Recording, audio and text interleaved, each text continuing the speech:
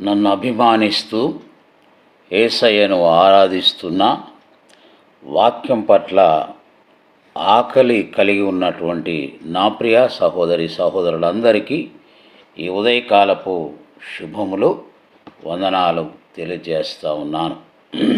మంచిది, దేవుని వాక్యాన్ని చదువుకుందాం. వైద్యుడైన లూకా వ్రాసిన అపోస్తల కార్యములు 20వ అధ్యాయము 20 మరియు 21 వచనాలు నేను చదువుతూ ఉన్నాను. మరియు ప్రయోజనకరమైనది ఏదియు దాచుకొనక బహిరంగముగాను ఇంటింటను మీకు తెలియజేయుచు బోధించుచు దేవుని ఎదుట మారు మనసు పొంది మన ప్రభు అయిన యేసుక్రీస్తునందు విశ్వాసముంచవలనని యూదులకును గ్రీసు దేశస్థులకును ఏలాగు సాక్ష్యమిచ్చుచుంటినో ఇదంతయు మీకు తెలియను.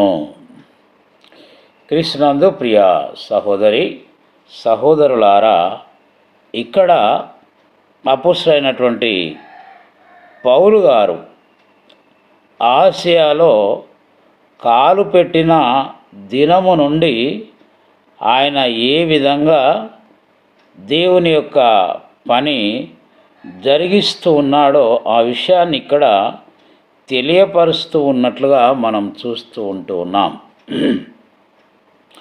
ఏమంటున్నాడు అంటే,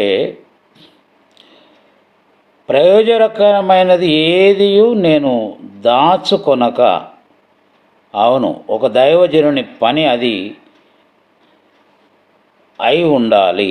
బహిరంగంగా ఇంటింట ఆయన దేవుని వాక్యాన్ని బోధిస్తూ చెబుతున్నటువంటి అంశం ఏంటంటే, దేవుని ఎదుట మారు మనసు పొందాలి, దేవుని యందు విశ్వాసం ఉంచాలి.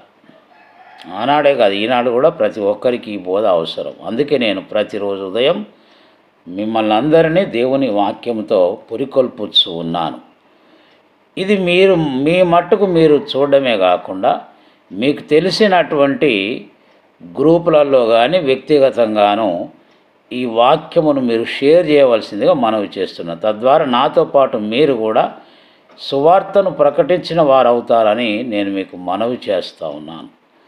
కాబట్టి మారు మనసు పొందని వారు ఈ రోజైనా మీరు మారు మనసు పొందినట్లయితే పరలోకానికి అర్హులవుతారు. అట్టి కృప పరిశుద్ధాత్మ దేవుడు మన అందరికి దయచేయునుగాక. దేవుడు మిమ్మల్ని దీవించునుగాక.